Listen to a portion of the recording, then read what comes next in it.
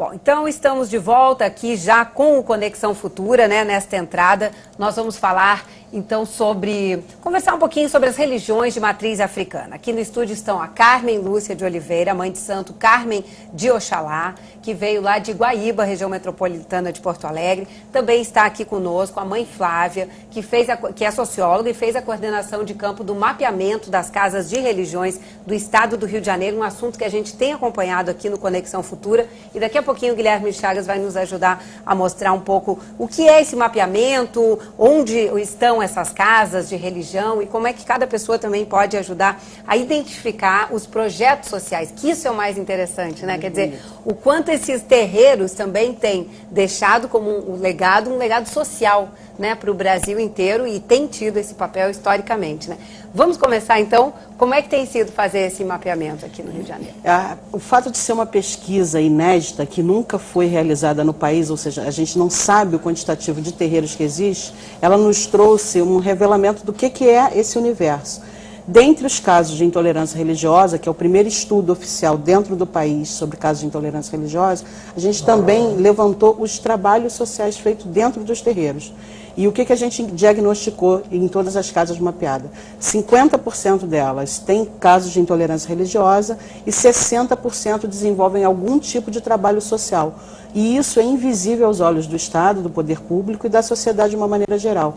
Ou seja, os terreiros atuam como verdadeiros quilombos urbanos, mantendo uma tradição que é das próprias senzalas, da tradição africana, interagindo com a comunidade do seu entorno, porque a maioria dos terreiros estão junto aos bolsões de misérias da cidade e do Estado, isso já está comprovado também no mapa, e a gente consegue interagir com essa comunidade, sendo que sem apoio governamental. Então a pesquisa já começa, ela já revelou isso e agora a gente parte para um novo processo de pensar como interagir, como fortalecer, como empoderar essas comunidades terreiro, tanto as casas de Umbanda como de Candomblé, para que desenvolvam melhor esses trabalhos sociais. Carmen de Oxalá, te espanta essa revelação desses números aqui no Rio de Janeiro, 50% enfrentando intolerância religiosa e os 50% também com projetos sociais. É muito diferente lá do que acontece em Guaíba atualmente? Não digo em Guaíba, né? Porque a gente, quando teve oportunidade de estar trabalhando como pesquisadora na pesquisa que envolvia as casas de religião, uma das coisas que nos chamou muito a atenção é que a gente só confirma a história das religiões de matriz africana no Brasil. Isso até de uma certa forma me causa orgulho, né? Porque o que sempre foi, continua sempre acontecendo. O que muitas vezes as pessoas negam, não dão visibilidade. Os terreiros é o centro de formação, um espaço que é carregado de princípios e continuo no entorno, trabalhando a comunidade do entorno. E isso não foi diferente das negras de ganho, logo em seguida, após a escravatura, quando começaram a se cotizar para abrir a primeira casa de religião. E é isso, quando a gente fala da questão tradicional, de uma comunidade tradicional, é realmente isso, a gente vive diferenciadamente dos demais. Da minha rua, ninguém vive igual a mim, ninguém vive igual a mãe Flávia ou outro terreiro. No entorno, ninguém vive igual. Então, o terreiro é o centro, o irradiador de valores civilizatório africano e consegue transformar a vida dos que estão dentro do terreiro como do seu entorno, com projetos sociais, com trabalhos voltados para a comunidade. Só que ainda, o que nos assusta muito, o que me assusta, é a invisibilidade, ou negação, ou descaso. Então, fica esse ponto de interrogação. Guilherme, não sei se você já pode se posicionar agora, eu acho que é interessante a gente mostrar um pouquinho, ainda não é a resposta para o Pablo de Moura, que está hoje aí comandando o nosso programa. Pode twittar lá, por favor, para a gente, Pablo. Aqui, é interessante a gente mostrar, né? Quer dizer, aqui você tem o estado do Rio de Janeiro, com todo esse mapeamento feito e ainda de forma que você pode fazer uma pesquisa mais filtrada, né? Você pode chegar pelas casas de religião, pode pesquisar por nação, por bairro, né? Qual foi o grande ganho na sua visão ao mapear todas essas iniciativas, essas estruturas? É importante lembrar que esse mapeamento é feito pela PUC-Rio e financiado pela CEPIR, Secretaria de Políticas de Promoção da Igualdade Racial.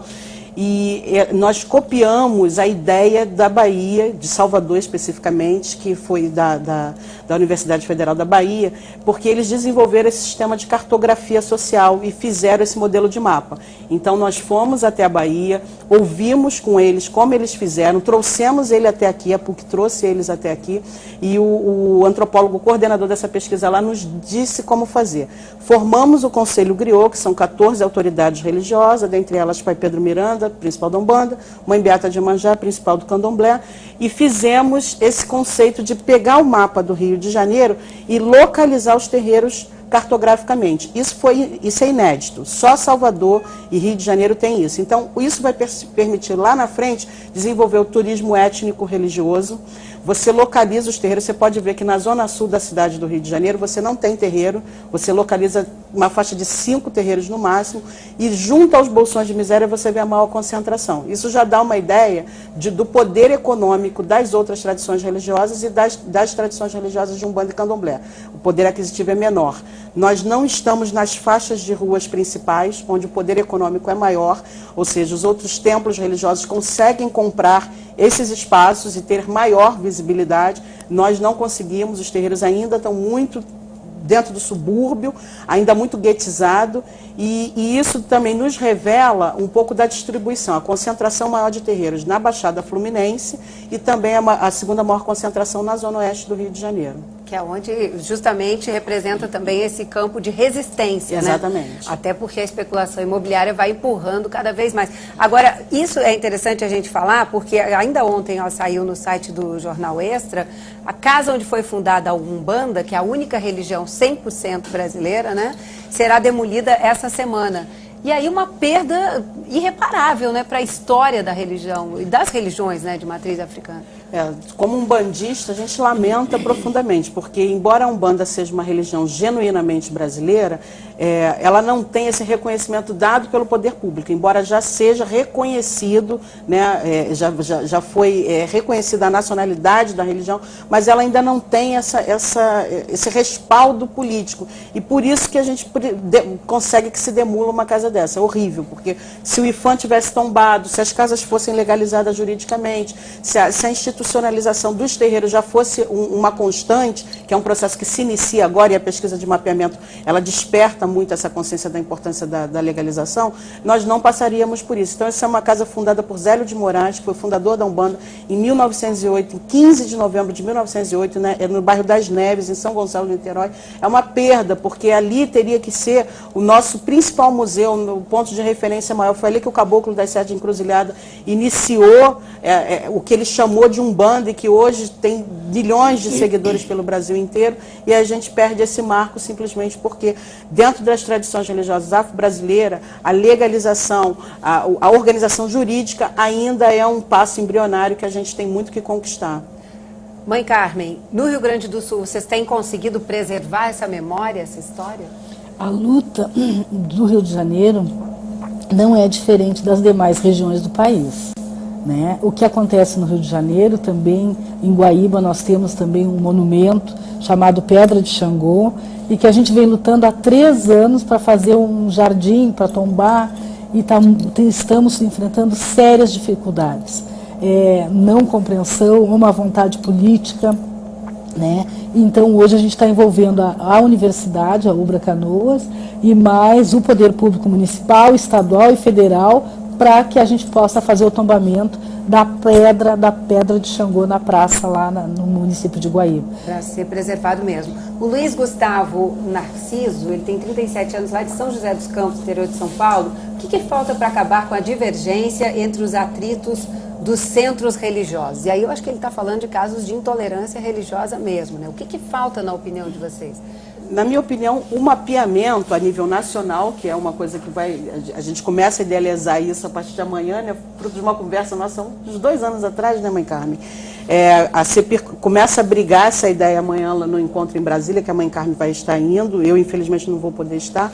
eu acho que o mapeamento ele começa a ser o primeiro passo, dentro do que a gente pode considerar mecanismo de política pública. Porque se o Estado não estiver envolvido conosco nessa luta, você não tem como as casas sozinhas darem esse passo. O Estado precisa estar envolvido em todas as atividades que são proativas para a comunidade de terreiro. Então, o Estado mapeando, ou seja, dizendo quantos terreiros são, aonde estão e o tamanho desse universo religioso, isso muda consideravelmente a forma como nós vamos partir para essa briga pelos nossos direitos. Porque o IBGE nos coloca como 0,3% da população.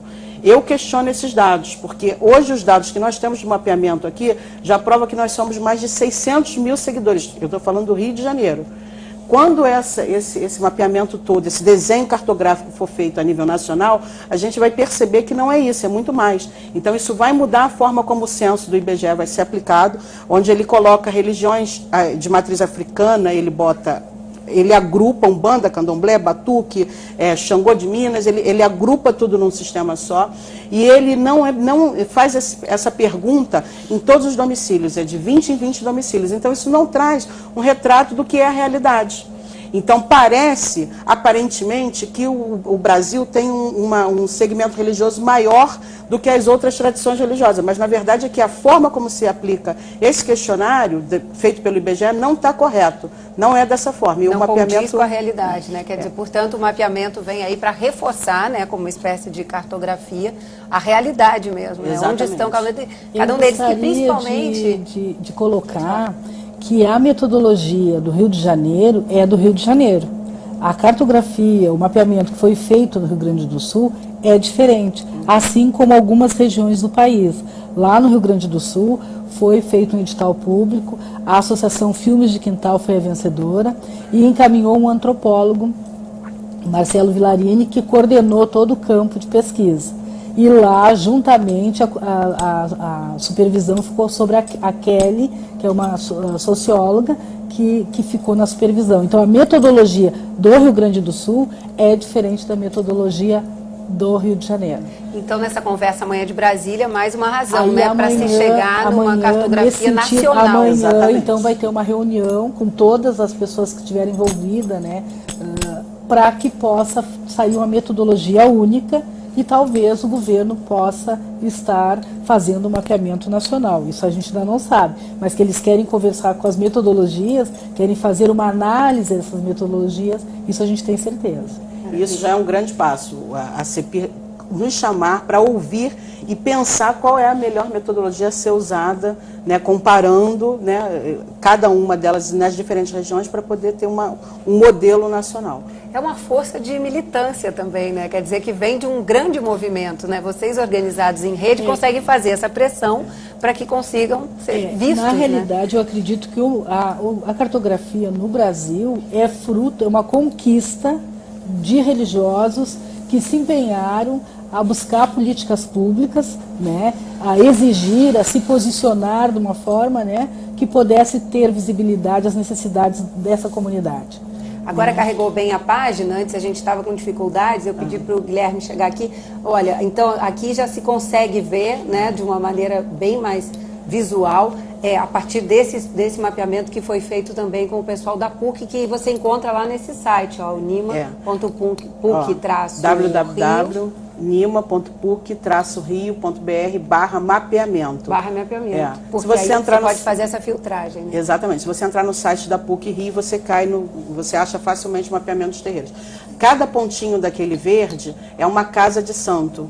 Se você clicar em cima de uma casa dessa, vai aparecer os dados que foi autorizado pelo pai de santo, pela mãe de santo, responsável pela casa, e você apresenta o nome da casa, o nome do dirigente, o tempo de existência da casa, a data de fundação, inclusive se a casa faz trabalho social. Tá vendo? Ali a gente já está fora da região metropolitana e é interessante perceber que na região dos lagos você foi ali para Araruama, a gente fez inclusive um mutirão lá de mapeamento dos terreiros.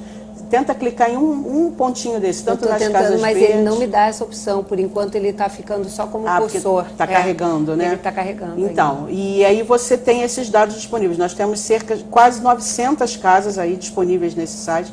As casas que não estão ali é porque o CEP não bate com o sistema do Google Earth, então ele não consegue disponibilizar. Então nessas casas a gente precisa ir com GPS, isso já está acontecendo, e aí vai com o GPS para poder localizar essa casa por via satélite para que ela esteja disponível também no site. Um trabalho permanente, né? Permanente. E árduo, quer dizer, até para isso, uma incompatibilidade com tecnologias que estão aí disponíveis para todos, né? E aí se demonstra que nem para todos, né? A Aline, de Fortaleza, ela pergunta como diminuir o preconceito contra as religiões de matriz africana. Um dos mecanismos é o mapeamento, que aí mostra o universo, quantifica e revela, rompe a invisibilidade, que eu acho que esse é o grande problema. E a consciência dos próprios religiosos de estarmos nessa rede de militância. Porque, como você falou, é somente fruto da nossa militância. De ativistas de movimento social, que vem dos direitos humanos, movimento de mulheres negras, movimento negro, como eu, Mãe Carme e tantas outras mais, que sai à frente disso, buscando esses direitos, entende que as religiões de matriz africana têm direitos e que a gente começa a buscar. É um trabalho de formiguinha, é de grão em grão, a gente vai aos poucos, mas já estamos bastante avançados, já existem 5 estados fazendo mapeamento, mas tem todo um Brasil para despertar, né? São 27 estados, quer dizer, então a gente ainda tem 22 estados para poder despertar, para começar esse mapeamento, e aí isso, na minha visão, vai mudar muito a forma como a sociedade lida com as comunidades de terreiro. Vai diminuir o preconceito, porque a gente vai começar a perceber que é um universo muito maior do que a gente pensa. E também eu acho que a questão do trabalho social com a comunidade no entorno é fundamental. Se o terreiro está fazendo o seu papel, que sempre foi de trabalhar com o terreiro, o sagrado, mas também no entorno, com ações sociais, a comunidade blinda. Exatamente. A comunidade reconhece o trabalho desse terreiro, né? O que não dá é hoje para se fechar. Tem que continuar desenvolvendo as ações. Os terreiros que não desenvolvem têm que procurar desenvolver, porque a partir do momento que estiver trabalhando sério com a comunidade, com projetos sociais, a comunidade blinda. Nesse terreiro não acontece preconceito. Diminui bastante. E foi sempre assim que acontecia nas épocas, né, logo após a escravatura, era blindado pela comunidade. Né, a comunidade elegia. Ninguém chegava no espaço sem falar primeiro com a mãe de santo. Então, a figura da religiosa, ou do religioso, do espaço de terreiro, foi perdendo um pouco esse espaço de poder, porque antes ter um terreiro era espaço de poder, não poder aquisitivo, poder real de financeiro, mas o poder do apoio da comunidade. O reconhecimento da comunidade já é um poder. E revelar esse trabalho social é muito importante, porque ele já existe, então as casas às vezes não mostram, simplesmente não demonstram. Às vezes fica o pai e a mãe meio acuado, fazendo um trabalho social lindo, gigantesco, e sem ajuda nenhuma, então ele fica um pouco tímido, né? A gente tem terreiros... Concordo plenamente. O que faz com que alguém esconda esse trabalho? O medo do preconceito. Às vezes, por exemplo, uma coisa boba, né, que é dar o doce. Hoje você perdeu muito, pelo menos no Rio de Janeiro, perdeu-se muito dessa tradição de dar o doce. Hoje em dia a gente dá o doce escondido. Eu percebi isso 5 anos atrás, que eu estava com a minha filha andando no dia de Cosme Damião, me perguntaram se ela podia receber o saquinho de doce. Eu que vivi no subúrbio, dentro da Vila Vintém, em Padre Miguel, eu corria atrás de doce. Quer dizer, hoje você não tem mais isso. E isso é uma prática que vem do terreiro, né? A prática de dar o doce, pelo menos aqui no Rio de Janeiro.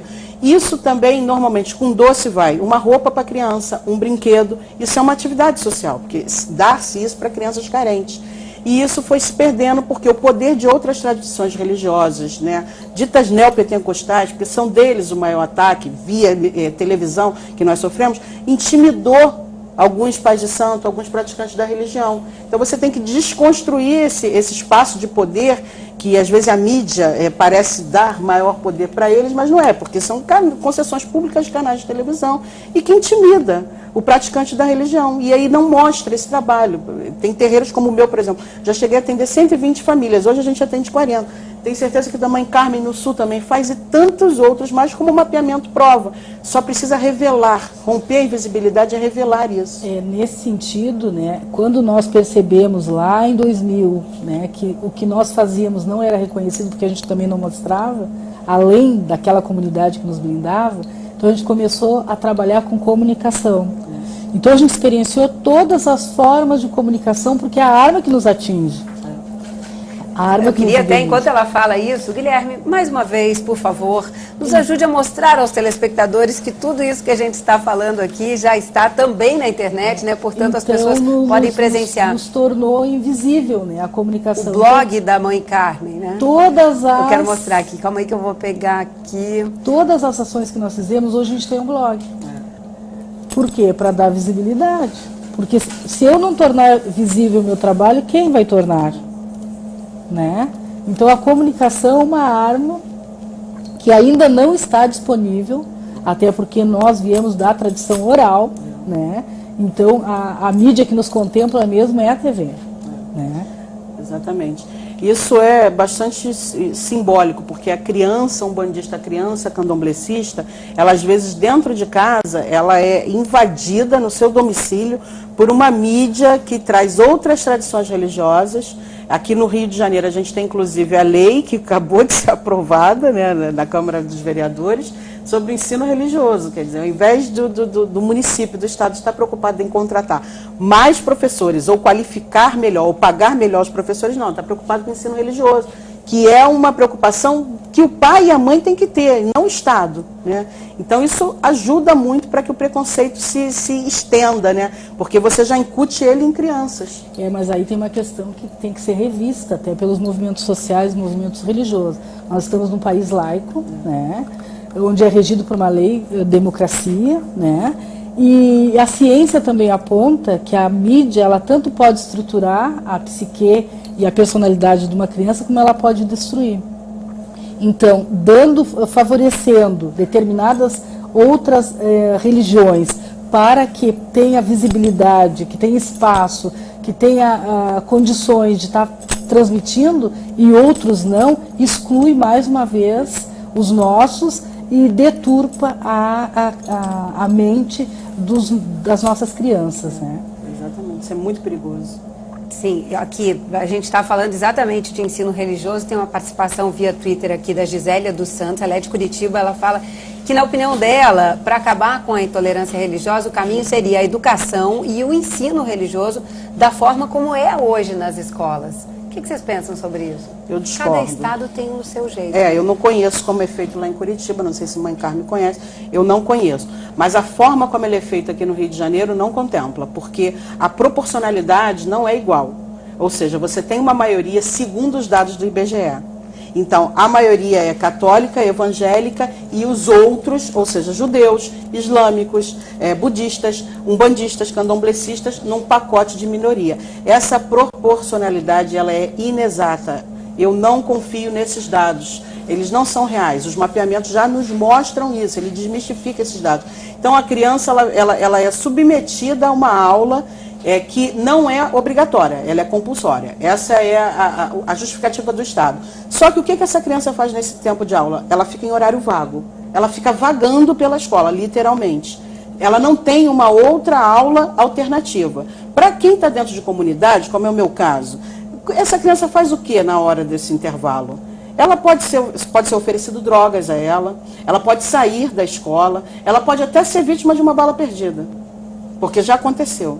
Então, a gente... Bom, deixa eu falar, porque agora a gente tem que realmente entregar. Passaram assim, né? 25 minutos, já se foram. Talvez, então, em vez de aula de ensino religioso, aula de diversidade religiosa. Exatamente. Muito mais bacana, contemplando muito mais gente. Mãe Carmen, muito obrigada.